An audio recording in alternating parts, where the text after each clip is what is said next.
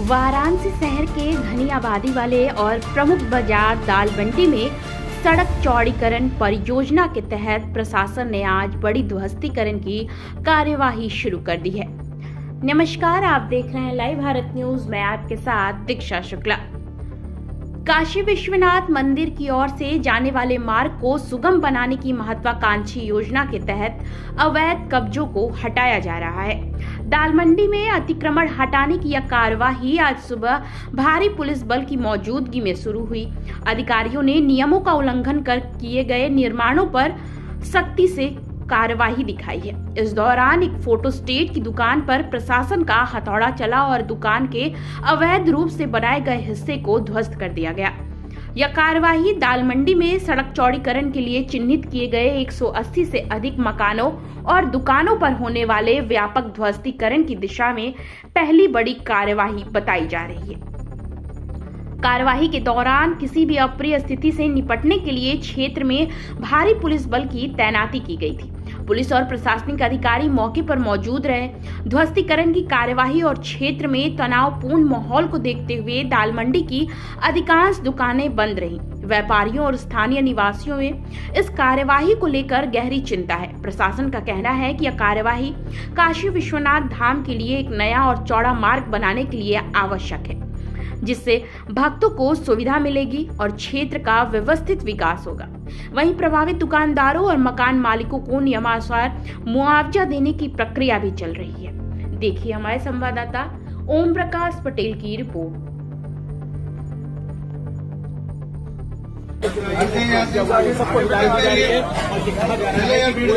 ये किस लिए खड़े हुए, क्या है मजमा क्यों लगाया? आपने अपनी दुकानों में रही है, मजमा लगाने वाली कौन सी बात है? चलिए भाई आगे बढ़िए, अपने अपनी दुकानों में जाइए, एक साथ इकट्ठा मत होइए। ये मजमा मत लगाइए। यहाँ पर कहा जा रहा है कि कहीं भी भीड़ नहीं लगाना है और जो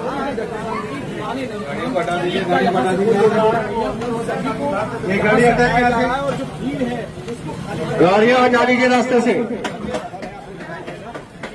क्यों भाई पीछे इतने सारे लोग किससे खड़े हो? पीछे से निकलिए, निकलिए पीछे से।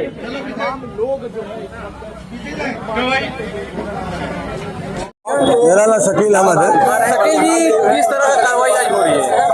नहीं, कार्रवाई से कोई नहीं है भाई। जो बेच रहा अपना स्वयं इच्छा से तो कोई बात नहीं है, लेकिन कार्रवाई अभी देखिए पानी बरस रहा है, बादल है और कोई जरूरी नहीं है कि आज ही के डेट में तोड़ा जाए, आज ही के डेट में किया जाए।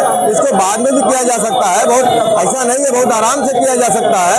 ये मार्केट पूर्वांचल की सबसे बड़ी मार्केट है, किसी को तकलीफ दे के काम ना किया जाए। मैं योगी आदित्यनाथ जी से उत्तर प्रदेश की सरकार है, हम चाहते हैं कि लोग मोहब्बत का पैगाम दें, मोहब्बत से काम करें। किसी का मकान ले ले तो हफ्ता 15 दिन 2 महीना 4 महीने के बाद भी तोड़ा जा सकता है। कोई आनंद फानंद में सब काम नहीं किया जा सकता है। शकील भैया, देखा जाए तो सरकार के द्वारा क्या मुआवजा भी दे दिया गया है, उसके बावजूद नहीं, मुआवजा देने का मतलब नहीं समझे कि तुरंत ही खाली करिए। मुआवजा आपने दे दिया, सरकार के अंदर लिखा गया है, अब आप तो उसको ले ही सकते हैं, बाद में भी ले सकते हैं। कोई जरूर नहीं कि आज ही के डेट में ले लें। तो फिर आज किस तरह का विरोध हो रहा है? अब ये देखिए क्या है, मार्केट खुली है, दिन में आके अपना सब हो रहा है, तो ठीक नहीं है। हमारे हिसाब से तो ठीक नहीं है भाई, सरकार जाने। तो आप क्या टिप्स करते हैं सरकार? हम सरकार से यही चाहते हैं कि जो भी बेच रहा है, जिसकी स्वयं अपनी इच्छा मर्जी से ले रहा है, तो उसको रहने दें, उसको लेने दें। बेचने ले रहा तो बेच रहा तो बेचने दें, बेचने वाले को तो कोई रोक नहीं सकता है। जो बेच रहा है बेचने वाले को नहीं रोक सकता है, लेकिन सरकार को धीरे धीरे हर काम करना चाहिए। करोड़ों लोग इस इलाके से गुजर गए, कोई जाम की समस्या नहीं रही, कोई ऐसा नहीं रहा कि जाम में समस्या है। मार्केट खराब हो रही, बाजार खराब हो रहा है। क्या महाकुंभ ऐसा भीड़ भी? अरे महाकुंभ में बनारस की ऐतिहासिक भीड़ आई थी महाकुंभ में। मैं अमिताभ दीक्षित, यहाँ का स्थानीय निवासी।